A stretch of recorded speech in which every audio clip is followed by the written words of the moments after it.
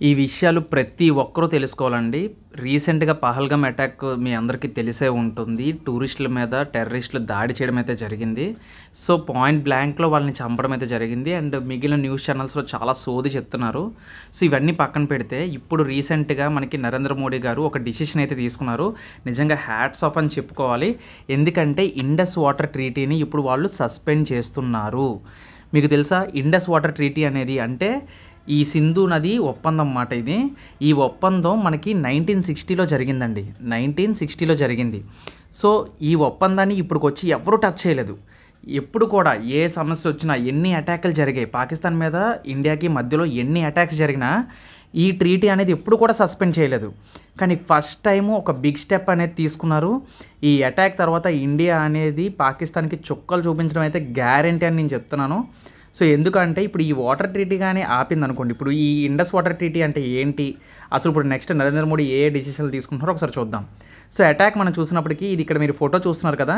ఈ ఫోటో అనేది ఇది Pakistan high commission in India అండి. ఇది రీసెంట్‌గా క్లోజ్ చేస్తారు. అంటే నిన్న సో, క్లోజ్ చేసేయడం అయితే జరిగింది. అండ్ ఇక్కడ ఎవరైతే ఉంటారో దానికి సంబంధించిన మనుషుల్ని వాళ్ళకి 48 అవర్స్ టైం ఇచ్చి వాళ్ళని ఇండియాకి చెక్కేయమన్నారు.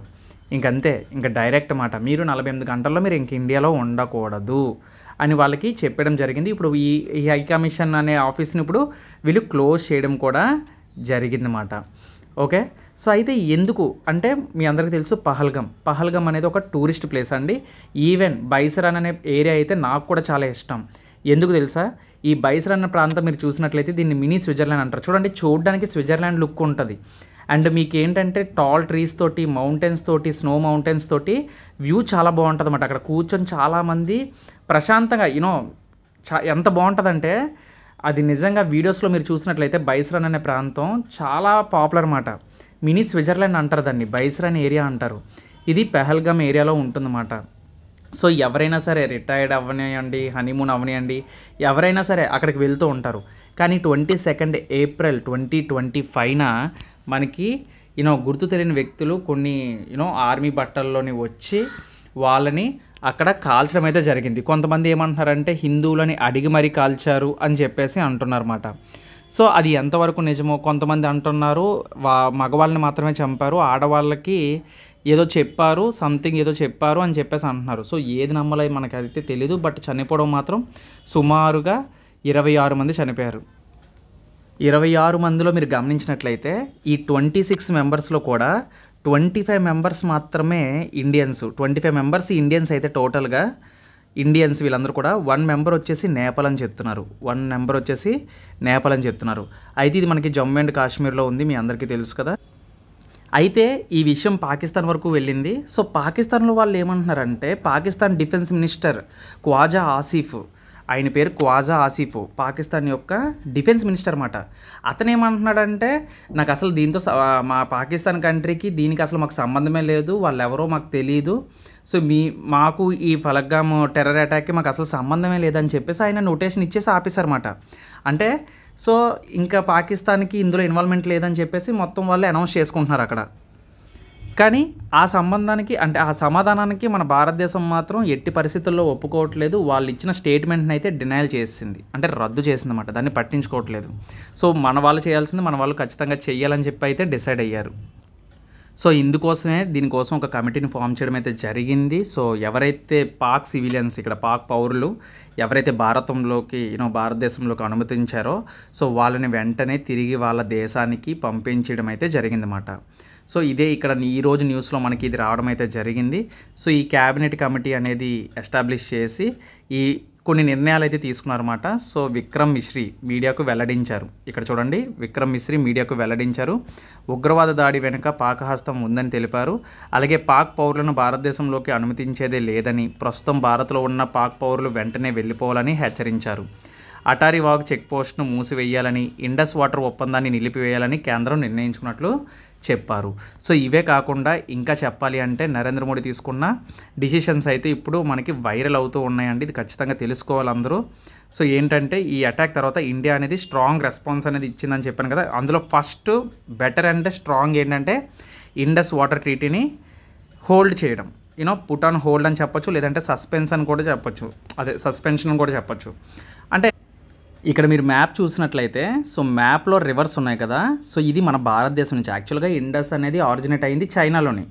సో చైనా నుంచి ఇది భారతదేశంలోకి వస్తూ భారతదేశం నుంచి పాకిస్తాన్కి వెళ్తుందన్నమాట. సో ఇక్కడ మీరు గమనించినట్లయితే ఫస్ట్ ఆఫ్ ఆల్ ఈ ఇండస్ వాటర్ ట్రీటీ ఏదైతే ఉందో సో దీనికోసం ఎక్స్ప్లెయిన్ చేస్తాను చూడండి. దానికన్నా ముందు ఒక చిన్న షార్ట్ ట్రిక్లో ఏంటంటే షార్ట్గా మనం ఇది ఒకసారి చూద్దాం. ఇండస్ వాటర్ ట్రీటీ అనేది ఇప్పుడు అయితే దీన్ని అయితే బ్యాన్ చేయడం అయితే జరిగింది. సో దీన్ని అయితే బ్యాన్ చేశారు. అలాగే అటారీ బోర్డర్ ఏదైతే మనకి పాకిస్తాన్కి ఇండియాకి మధ్యలో బోర్డర్ ఉందో ఈ బోర్డర్ అనేది ఇప్పుడు మూసివేయడం అయితే జరిగింది. అలాగే పాకిస్తాన్ వాళ్ళని ఇంకా వీసా ద్వారా కానీ సార్క్ వాళ్ళు ఇచ్చిన ఆన్ సార్క్ వీసా ఏదైతే ఉందో దాన్ని ఇంకా పర్మిట్ చేయలేదు. దాన్ని మొత్తం అయితే ఆపేయడం అయితే జరిగింది. ఇంకా పాకిస్తాన్లో ఎవరు కూడా ఇంకా ఇండియాకి రావడానికి వీల్లేదు, అలాగే ఇండియాలోని ఉండడానికి కూడా వీల్లేదు అన్నమాట. అండ్ అలాగైతే పాక్ డిప్లొమాట్స్ ఇన్ ఇండియాలో ఉంటారో వాళ్ళు కూడా సస్పెండ్ చేయడం జరిగింది. అలాగే మిలిటరీకి సంబంధించిన ఎవరైతే పాక్ సంబంధించిన మిలిటరీ వాళ్ళు ఇక్కడ హై కమిషన్ ఇందాక చూపించాను కదా వాళ్ళను కూడా తిరిగి వెళ్ళిపోమని 48 అవర్స్ అనేది టైం అయితే ఇచ్చారు. అలాగే పాకిస్తాన్ ఇండియా ఏదైతే ఉందో పాకిస్తాన్ ఇన్ ఇండియా ఎవరైతే పాకిస్తాన్లో భారతదేశానికి చెందిన వాళ్ళు ఎవరైతే ఉంటారో మే 1 లోపు వాళ్ళు ఇండియాకి వచ్చేయాలని చెప్పేసి ఆదేశించారు. అలాగే పాక్ ఆర్మీ అడ్వైజర్స్ ఎవరైతే ఉంటారో సో ఈ ఆర్మీ అడ్వైజర్స్ కూడా మనకి ఎవరైతే ఉంటారో వాళ్ళైతే చెప్పాను కదా ఎటువంటి కండిషన్ కూడా వాళ్ళు ఒప్పుకోలేదు. అండ్ వాళ్ళైతే ఏం చెప్తున్నారంటే మాకు దీనికి సంబంధం లేదని చెప్తున్నారు అంతే. అయితే ఇక్కడ మీరు గమనించినట్లయితే ఇది ఇండస్ వాటర్ ట్రీటీ అనేది మనకి ఎప్పుడు జరిగిందో ఒకసారి చూద్దాం. సో ఈ ట్రీటీ అనేది మనం చూసుకున్నట్లయితే సో ప్రజెంట్ న్యూస్లో ఉంది కాబట్టి సో ఇండస్ వాటర్ ట్రీటీ అనేది ఎవరి మధ్య జరిగింది? పాకిస్తాన్కి అండ్ ఇండియాకి మధ్యలో జరిగింది. ఇండియా వర్సెస్ పాకిస్తాన్కి మధ్యలో జరిగిన ట్రీటీయే ఈ ఇండస్ వాటర్ ట్రీటీ. దీన్నే తెలుగులో సింధు నది ఒప్పందం అంటారు, ఇండస్ వాటర్ ట్రీటీ. ఓకేనా. సో ఇలాంటి ట్రీటీస్ చాలా జరిగాయి. ఫర్ ఎగ్జాంపుల్ మనం చైనాతో చూసుకుంటే చైనాతో పంచశీల్ యాక్ట్ అనేది ఒకటి జరిగింది. అది కూడా జవహర్లాల్ నెహ్రూ ఉన్న టైంలోనే. సో ఇక్కడ మనం చూసినట్లయితే ఈ ఇండస్ వాటర్ ట్రీటీ అనేది ఫర్ ఎగ్జాంపుల్ ఇక్కడ మీరు చూడండి మన భారతదేశంలో ఏ నదులు ఉన్నాయి. ఇప్పుడు ఇండస్లోని ఇక్కడ మీరు చూసినట్లయితే ఇవన్నీ కూడా ట్రిబ్యూటరీస్. ఇక్కడ సట్లజ్ అవ్వచ్చు, తర్వాత ఇక్కడ బీస్ అవ్వచ్చు. ఓకేనా. ఇవేంటి భారతదేశంలో ఉన్నాయి కాబట్టి ఇది భారతదేశం యూజ్ చేసుకోవడానికి వాళ్ళు ఒప్పందం చేసుకున్నారు. అలాగే ఇక్కడ ఇండస్ లోపలికి వెళ్ళిన తర్వాత ఇక్కడ సట్లజ్ కొంచెం మన వైపు ఉంటుంది. అండ్ మేజర్ ఇండస్ రివర్ మొత్తం ఎక్కడ ఉంటుందంటే పాకిస్తాన్లోనే ఉంటుంది. ఇక్కడ జమ్మూ కాశ్మీర్ ఏదైతే ఉందో ఈ పాయింట్లో మనకి నది అనేది పాకిస్తాన్లోకి ఎంటర్ అవుతుందన్నమాట. ఓకేనా. అలాగే ఇక్కడ ట్రిబ్యూటరీస్ చూసినట్లయితే ఇక్కడ ట్రిబ్యూటరీస్ ఇక్కడ చూడండి మొత్తం పాయింట్స్ ఇక్కడ పెడుతున్నాను కదా. సో ఈ పాయింట్స్ నుంచి మనకి నది అనేది పాకిస్తాన్లోకి వెళ్తుందన్నమాట. నది అనేది పాకిస్తాన్లోకి వెళ్తుంది. సో కాబట్టి నాకు తెలిసినంత వరకు ఇలా ఇండస్ అనేది ఈ ఒప్పందం అనేది హోల్డ్ చేస్తారని చెప్పి వాళ్ళైతే ఎట్టి పరిస్థితుల్లో కూడా ఊహించరు. అయితే ఇప్పుడు ఒక భయం అయితే పుడుతుంది. ఎందుకంటారా? ఇప్పుడు ఫర్ ఎగ్జాంపుల్ అసలు ఈ ఒప్పందం ఎందుకు జరిగింది? అసలు ఈ ఒప్పందంలో ఏముంది? ఇండస్ వాటర్ ట్రీటీ అంటే మనకి యాక్చువల్గా 1960 సెప్టెంబర్ 19న ఈ ఒప్పందం ఎవరికి? జవహర్లాల్ నెహ్రూ. అప్పుడు మన ఇండియా సైడ్ ఎవరున్నారంటే జవహర్లాల్ నెహ్రూ మాట. ఈయనకి అలాగే పాకిస్తాన్లో అప్పుడు అయూబ్ ఖాన్ ఉండేవాడు. పాకిస్తాన్ లీడర్ అయూబ్ ఖాన్ ఉండేవాడు మాట. సో వీళ్ళిద్దరి మధ్య జరిగింది ఒప్పందం. సో 1960 సెప్టెంబర్ 19న చాలా ఇంపార్టెంట్ డేట్. సో ఈ ఒప్పందంలో ఏం చెప్పుకున్నారంటే సో మీ వైపు ఏదైతే ఈస్ట్ వైపు ఫ్లో అవుతున్నాయో ఆ రివర్స్ అన్నీ మీరు యూజ్ చేసుకోవచ్చు. ఎవరు? ఇండియాకి. ఫర్ ఎగ్జాంపుల్ చూసినట్లయితే ఇక్కడ మనకి ఈస్ట్ వైపు ఏంటి అంటే మన వైపు ఏంటి? తూర్పు వైపుగా ఈ ప్రవహించేవి ఏంటి? రవి. ఇప్పుడు అంటే ఫర్ ఎగ్జాంపుల్ ఇక్కడ ఏంటి? రావి. తర్వాత ఇంకేంటి మనకి సట్లజ్ బీసు ఏవైతే ఉన్నాయో ఈ రావి బియాస్ సట్లజ్, రావిస్ బియాస్ సట్లజ్ ఇవన్నీ కూడా భారతదేశం ఉపయోగించుకోవచ్చు. అలాగే ఇందులో పవర్ జనరేషన్ చేసుకోవచ్చు. మనం ఏదైనా వాటర్ని ఎలా అయినా సరే యూజ్ చేసుకోవచ్చు అని చెప్పేసి ఆ ఒప్పందంలో రాసుకున్నారు. అయితే ఎటువైతే ఇప్పుడు వెస్ట్ వైపు ఉంటాయి కదా, ఈ వెస్ట్ వైపు ప్రయాణించే దిశలు అంటే చీనాబు, తర్వాత జీలం. ఈ పాకిస్తాన్కి ఏంటి? చీనాబు, తర్వాత జీలం. సో ఇవి వచ్చేసి ఎవరు అంటే పాకిస్తాన్ వాళ్ళు ఉపయోగించుకోవచ్చు అని చెప్పేసి ఒప్పందంలో రాయబడింది. సో ఈ ఒప్పందాలకి ఇరు వర్గాలు కూడా ఒప్పుకున్నాయన్నమాట. అయితే ఇప్పుడు ప్రాబ్లం ఏంటంటే ఈ నది జలాలు ఏవైతే ఉన్నాయో ఇప్పుడు ఈ రెండు ఏవైతే ఉన్నాయో వీటిల్లో ముఖ్యంగా వాళ్ళు రాసుకున్నది ఏంటంటే ఎవరు కూడా వాటర్ ఫ్లోని ఆపకూడదు. ముఖ్యంగా భారతదేశం వాళ్ళు ఎందుకు ఆపుతారులేండి, వాళ్ళకి కావాల్సిందే ఇండస్ రివర్ కదా, ఎందుకంటే వాళ్ళ కంట్రీ మొత్తం కూడా డిపెండ్ అయ్యేది ఇండస్ రివర్ పైనే, ఇండస్ రివర్ పైనే. సో ఎలాంటి గొడవలు లేకుండా వాళ్ళెవరో వరల్డ్ బ్యాంక్ వాళ్ళు, అలాగే WHO వాళ్ళు ఈవెన్ ఇన్వాల్వ్ అయ్యారు ఒకసారి. ఎందుకంటే దాని తర్వాత మనకి చాలా 1947 తర్వాత కొన్ని అటాక్స్ జరిగాయి, అది కూడా చెప్తాను. భారతదేశానికి పాకిస్తాన్కి మధ్యలో జరిగిన అటాక్స్ కోసం కూడా మాట్లాడదాం. సో ఇక్కడ మనం చూసినట్లయితే అయితే వాళ్ళు ఏం అనుకున్నారంటే ఎన్ని గొడవలు జరిగినా సరే వాటర్ని ఆపకూడదు. అంటే మన భారతదేశానికి కొంచెం కైండ్నెస్ ఎక్కువ అండి. సో వాళ్ళకి కొంచెం జాలి ఎక్కువ.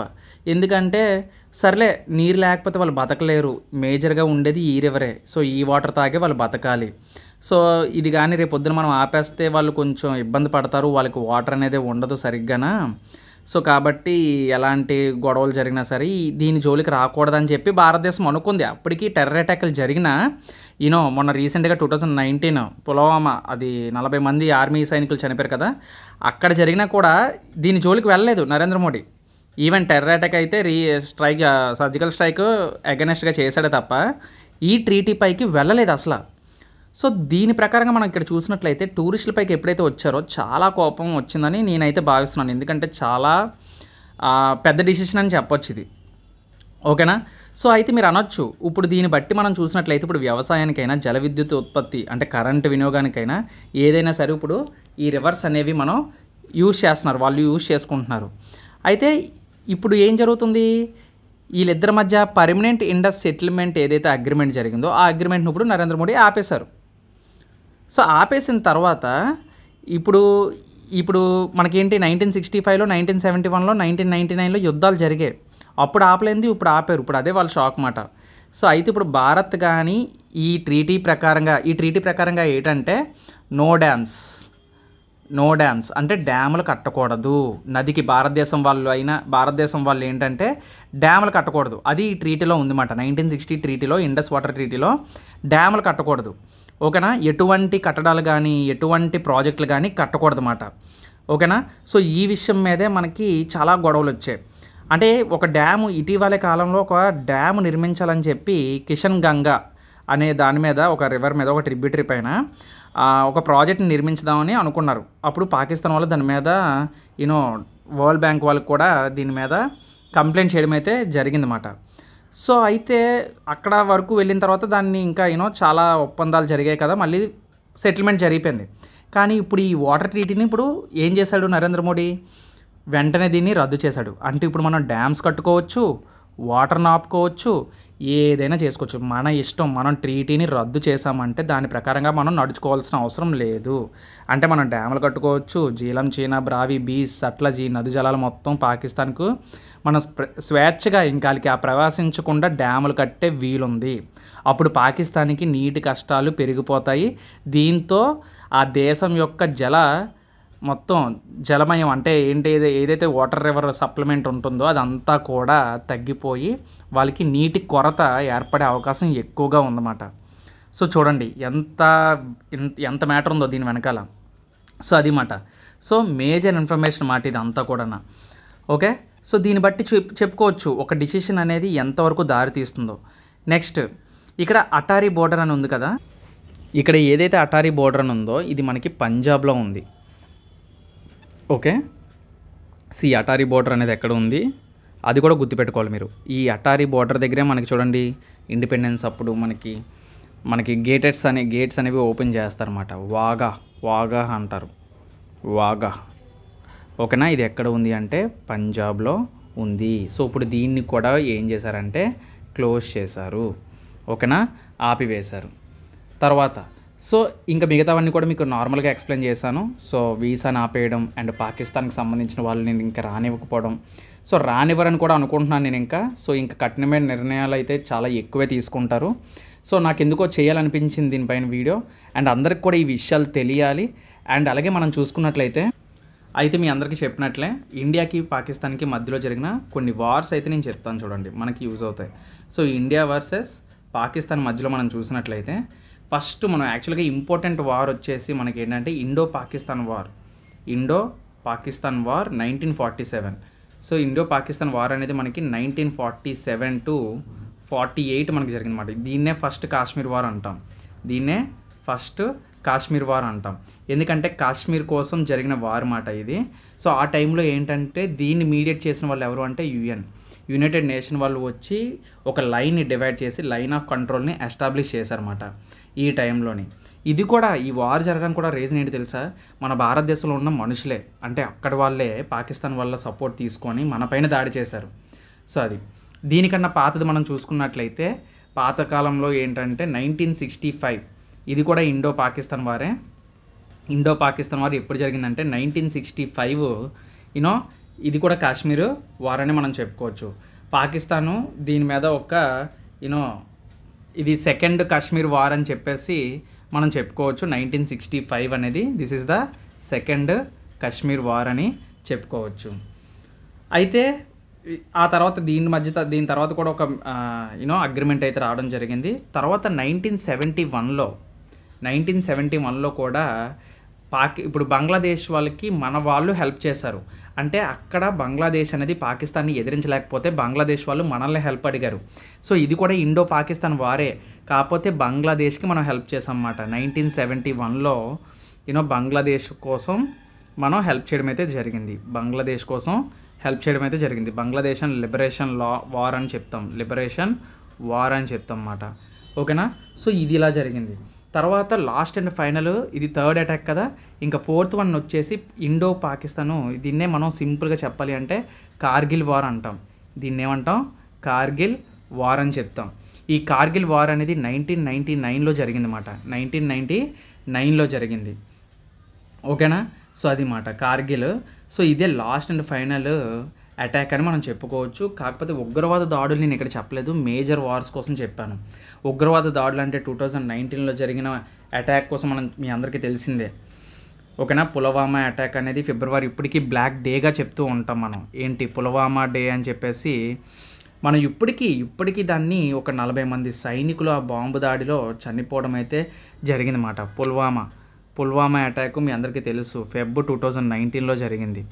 ఇప్పటికీ మనం చాలామంది వ్యాలంటైన్స్ డేకి 14ని వ్యాలంటైన్స్ డే అని కాకుండా మనం బ్లాక్ డే అని మనం రిమెంబర్ చేసుకుంటూనే ఉన్నాం. కానీ ఇప్పుడు నెక్స్ట్ ఇయర్ నుంచి ఈ 20 ఏదైతే ఇప్పుడు అటాక్ ఇక్కడ జరిగిందో ఈ 22 ఏప్రిల్ అనేది ఇంకొక బ్లాక్ డేగా మనం జరుపుకోవాల్సిన స్థితికి మనం వచ్చామన్నమాట. సో ఎందుకండి జరుగుతుంది? యాక్చువల్గా ఎందుకు ప్రపంచంలోని మనిషి ఉన్నది ఒకటే జీవితం అనుకుంటాం, లైఫ్ ఇస్ వెరీ షార్ట్ అనుకుంటాం. సో బ్రతికినంతకాలం ఏదో సంతోషంగా హ్యాపీగా బతుకుదాం అనుకుంటాం. కానీ ఎందుకో నాకు అర్థం కాదు, కొంతమంది ఎందుకు లైఫ్ని మెజరబుల్ చేసుకుంటున్నారు. ఇప్పుడు అక్కడ టూరిస్టులు ఎందుకండి? ఇప్పుడు స్విట్జర్లాండ్ వెళ్ళలేకపోవచ్చు. మినిమం మన దేశంలోనే ఒక బ్యూటిఫుల్ వ్యూస్ని కానీ బ్యూటిఫుల్ నేచర్ని అనుభవిద్దాం. నేచర్ అంటే నాకు చాలా ఇష్టం.